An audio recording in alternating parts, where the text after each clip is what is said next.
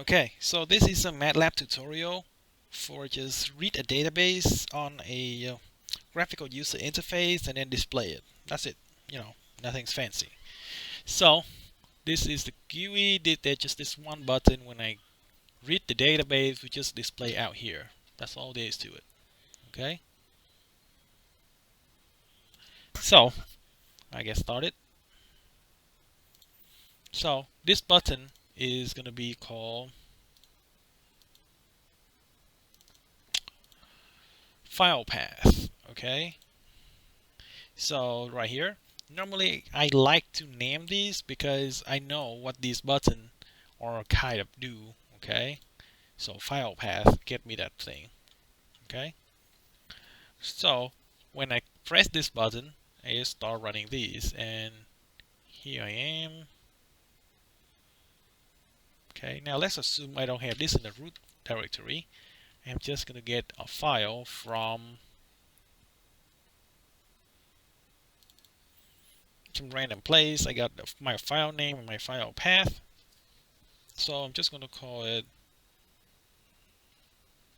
dir for directory. Sure, is going to be equal to the concatenation of file path, comma, file name.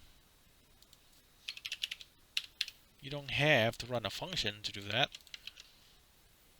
Okay, now here you can test and see what you get for your directory. Okay, so we are going to, of course, read this directory, di.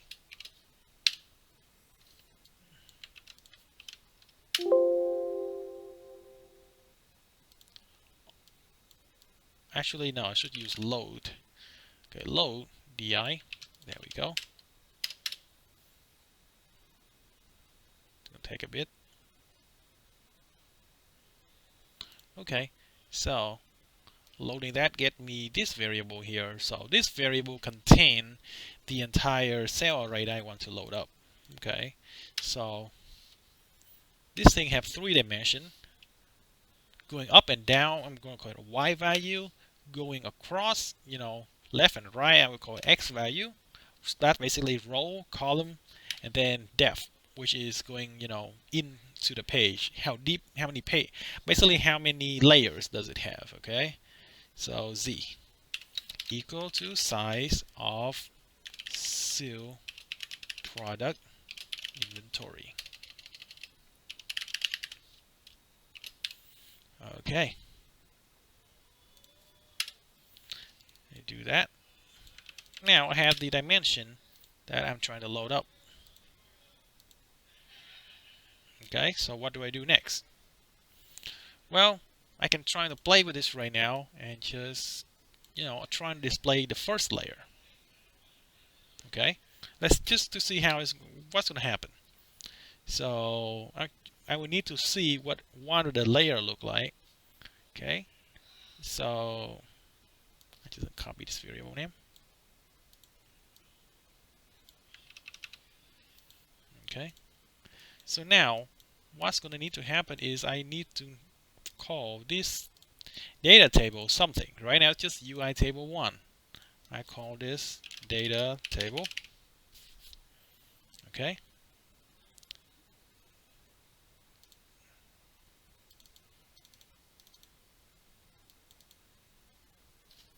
there we go, and save that GUI. Okay, so now I got this data. I want to go do putting the data onto this data table. So what happened if I do that? Or I try to do that anyway. So now it doesn't matter where I'm getting my file from, right? So I'll put that into the root directory for just convenience. Why not? Okay.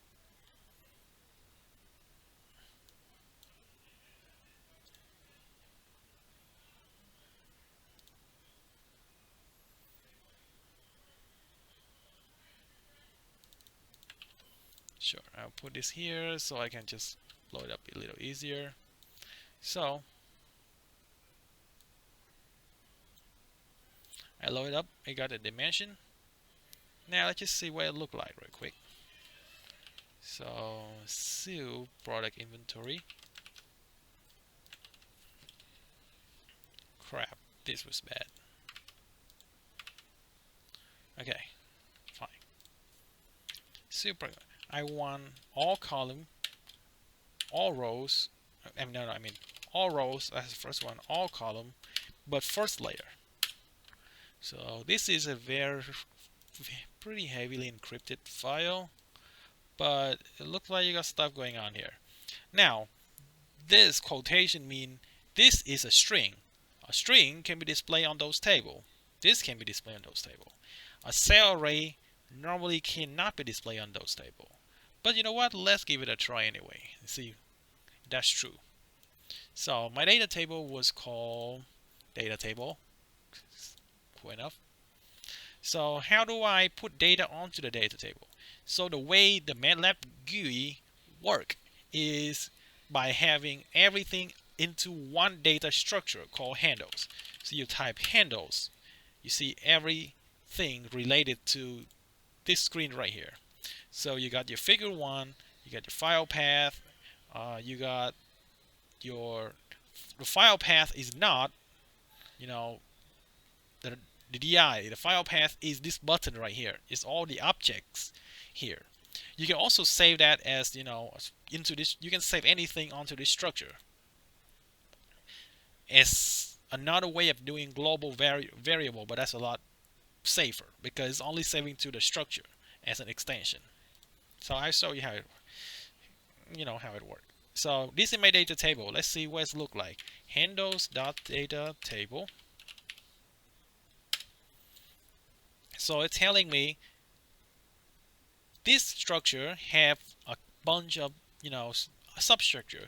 It can have data, it have column width, it have column editable, you have position, various things, or you can see all property. All of these are values. So if you have handles.data table dot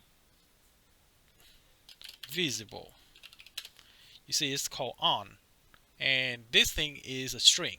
So if you go and say handles that they will equal off,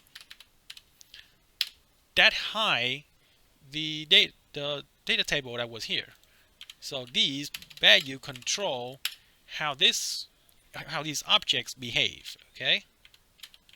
Besides visible, you can have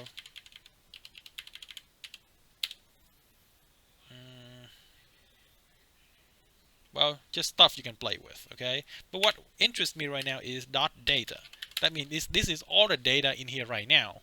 You see, you got 4 rows, 2 columns, and they're all empty. So you got 4 rows, 2 columns, they're all empty. So what do I do to put those data into this table? Well, easy enough.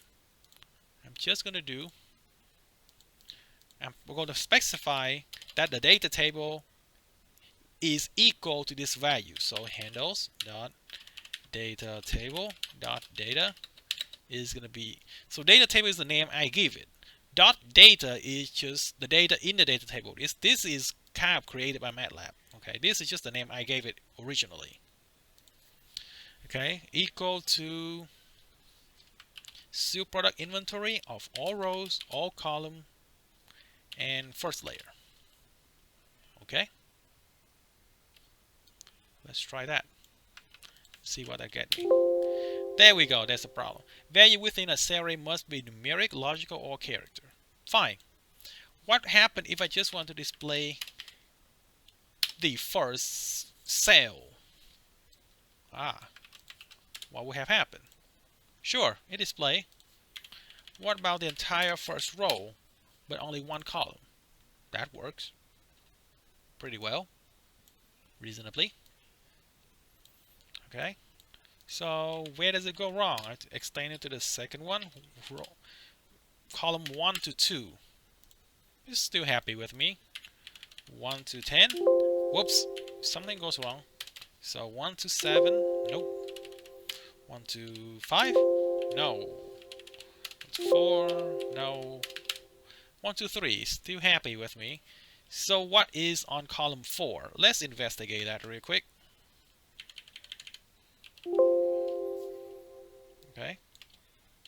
investigate column number 3. So I want all rows, and I just want to see column 3 on the first layer. Oops, there. See, these cells is what caused the headache. Okay, it's the cells. All right. So now what do I need to do in order to get rid of the cell? Well,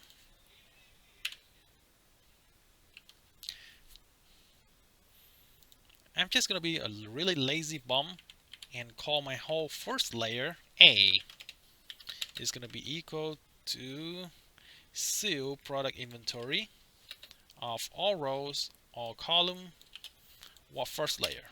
So that's A. I'm tired of typing seal product inventory over and over. So if I have, how do I basically remove everything that is a cell out of A? Well, I can try is character of A. No, A is not a character. Okay, that whole thing is a big cell array, but I want to check each of these to see if it's a character or if it's a cell is something. So let's try this. Cell fun. This function basically run another function on this entire array. So cell fun, I want to see if something in this thing is a cell. So add is cell, comma, and I will run on A.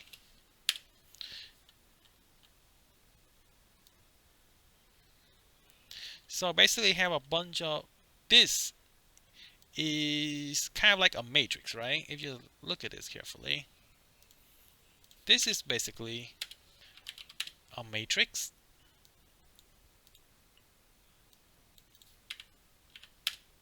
Here we go. This is basically a matrix, and this is the matrix, and this matrix contains a logical value, 0 or 1. If it's a 0, it's not a cell. So you see all these are not cells, so they were quite happy to display for me. And then these are 1, that means it's a cell, and that starts screaming at me. So I'm going to get rid of all of these values with the 1. Okay? So I'm going to do, I'll copy this real quick here. So if I say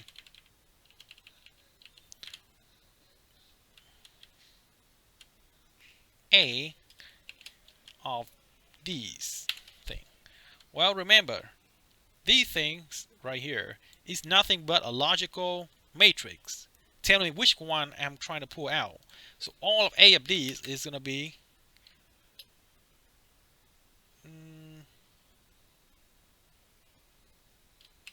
a cell containing nothing. Boom.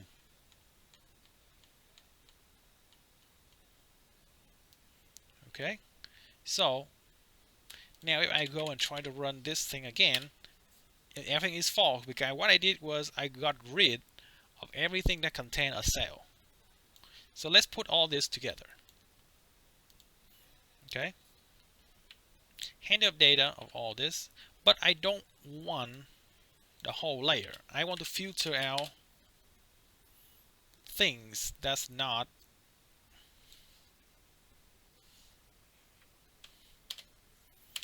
a cell. So A is going to be equal to that. Sure, there we go. But now I want my A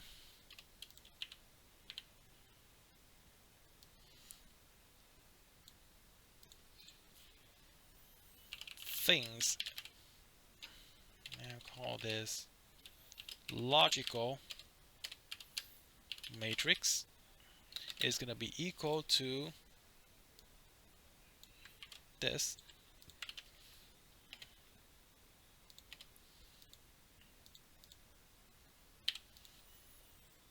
Okay, there. So I will have A is equal to seal product inventory, and then logical matrix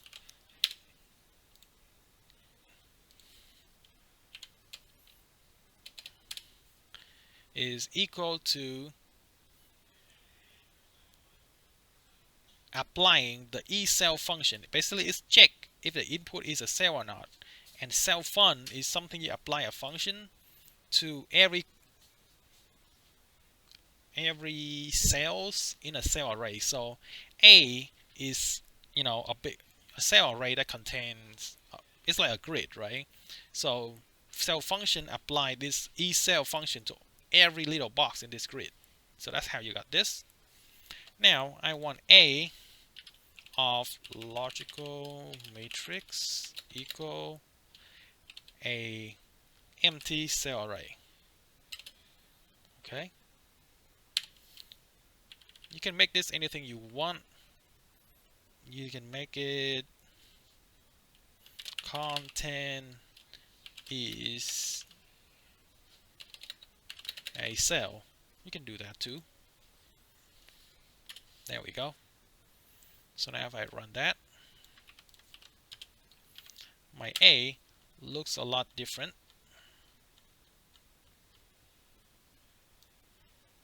See, contains a cell. But this is not the safest practice. It's probably safest to just leave it a blank. Okay, there. Now I want to display that, so I have handles dot what was it?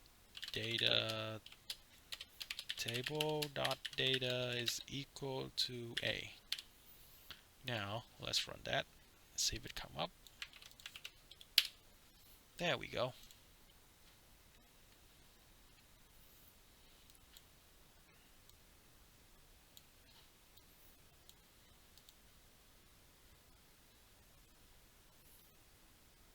Now I would need to figure out how to get it to work to deal with all of the layers. Okay. So after I read this and I know the Z value is the number of layers, right? So I'm going to need to figure out some way of selecting the layers that I want to read. Okay. So I will need to make a drop down menu. That's probably the best way to go about it.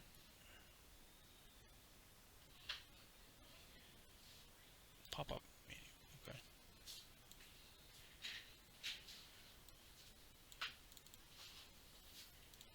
I will call this thing nothing. It will populate itself. And the tag is called layer. Okay.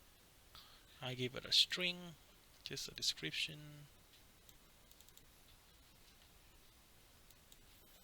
The string just going to be called layer, just decorative text or descriptive text. No big deal. There we go. Okay. And make this bigger.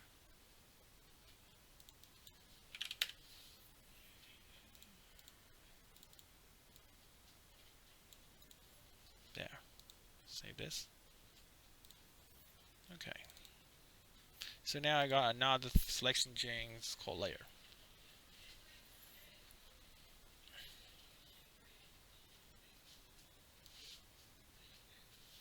Okay, so I'm not necessarily reading the first layer, so I don't want to read the first layer at all. Okay, I don't want to display anything. What I want to happen is when I load it up, it will have a bunch of number telling me which layer to select, telling me to select a layer to display, or it can just go and display layer 1. Okay, either way. So I will comment this out, load this up.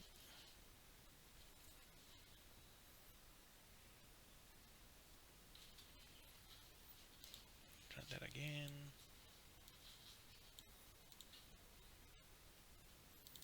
Okay.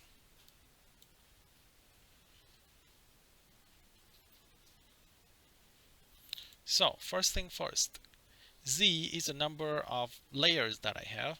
How do I go and update this little value? Well, that's easy. It's going to be seen as an object on the on the since this is an object on the graphical user interface, it's going to be included in handles. So this is called handles.layer. Okay, I call it layer. Okay, and this thing have right now it has no value.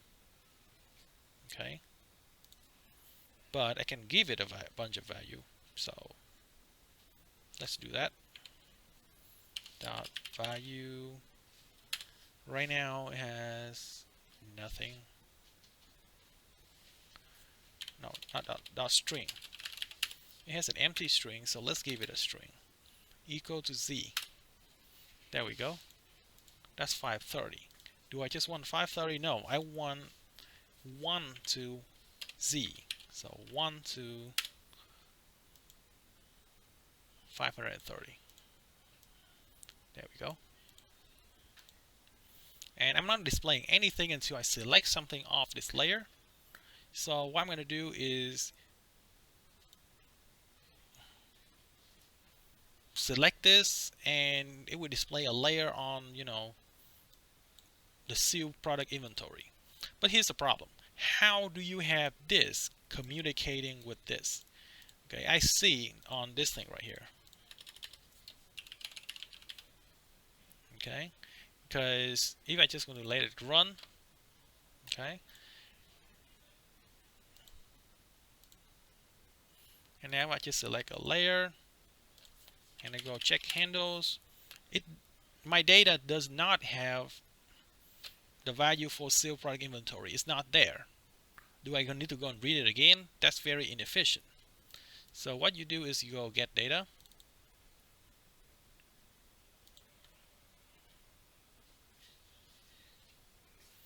Right here, you have this variable to store all that data. So you are gonna put this data into the file structure of the Matlab. So you can just have handles dot seal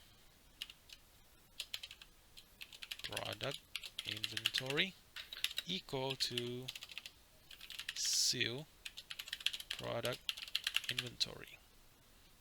There.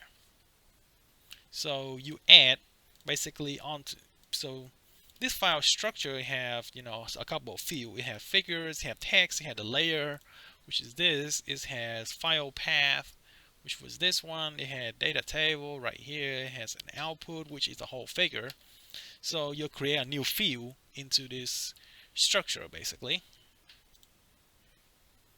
So right here. So do that. Now when you type handles, you see you have a new field and it stores that value for you. So if you go handles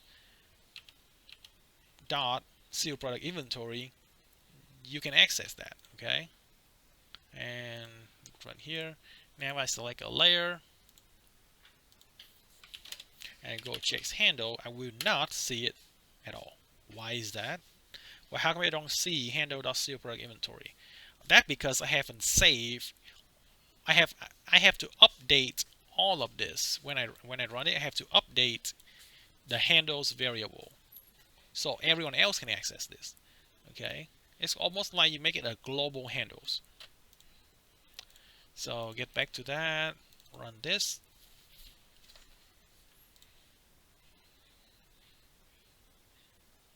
So what happened here is when you run it, it read the handles file, okay, from Matlab before anything happened. That it doesn't contain handle.seal product inventory. So all you did was reading this handle. Okay, this function only read from this handle and haven't done nothing to it. So internally within this function, you have handles.seal product inventory. Sure. But you haven't updated the global handles at all. So how do you update that? It's right here. View data of object and handle. So if you just go ahead and run that, now this figures actually store this handle. Well, basically you update. So if you change the handles in here in whatever way, you just update it. So the only thing I change here is include a new field, this one. So it's get updated. Okay. So now if I go check on my layer 1, okay, and I go check my handles, there it is, handle.seal product inventory. Okay, that field is here now. So first of all, I got to figure out if I'm a user, right? I selected layer 11. The program needs to get out a value that I selected. So what's the value that I selected?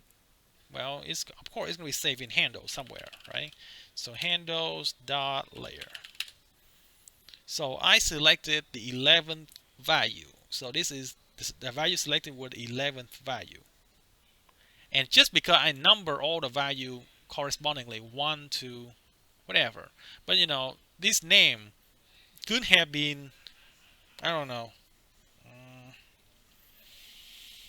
card number 1, card number 2, card number 3, card number 4, and then so on.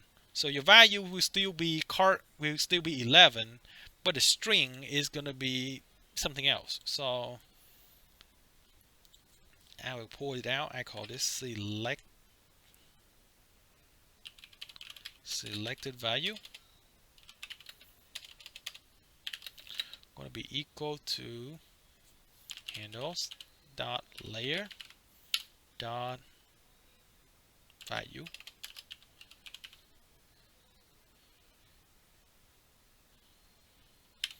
There. So I know. So now I get my selected value, and of course it's going to be a number. It's an index basically. So what is the string, or what's the value? What is the content that I selected? Okay. The content I selected could be what is going to be the handles dot layer dot string. This is all the possible choices for the handles, for the layers object, right? 1 to 530. This is all the object. And I will pick the object. I'm just going to pick the one with a selected value. So that's just going to be 1.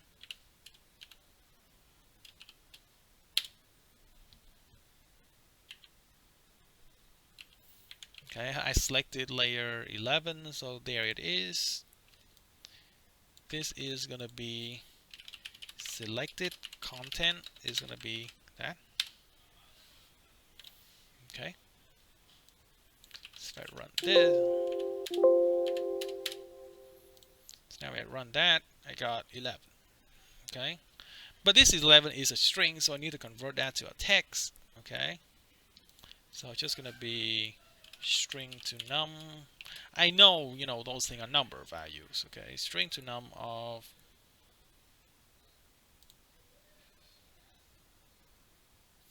this stuff.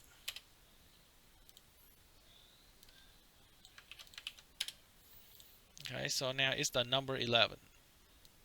String to double. It runs negligibly faster, but why not? Okay, same stuff. And now I am going to have my data table is going to be equal to handles the seal product inventory of all rows, all column. Layer is this one right here that I got out. Okay.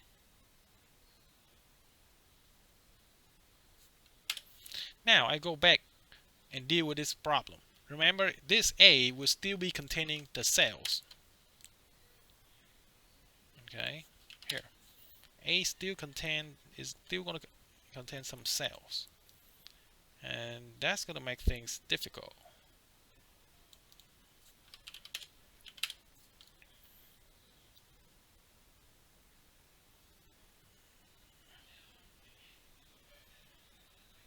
You know what? It may or may not contain a cell. I don't care, but we need to figure out how to eliminate make sure it doesn't contain a cell, right? So let's stick with layer 1 for reference. So I want to test in the worst case scenario. So make sure it does contain a cell so I can remove it. Okay. So A. So basically I would search for every little location that contain a cell, right? So is that up here, one up here, logical matrix is self1 e cell of A, and then I'm going to eliminate everything that is a cell there, and then I will display it, and that should be it. And yeah, I want to save the data table here just in case I want to do something with it, and that should be it. So let's give it a try. Layer 1 looks good. Layer 2 looks good. Layer 3 looks good. Layer 6, layer 7, well, whatever. Layer 530, oh, pretty empty, lonely. 514, there are some dead layer. Okay, not so dead.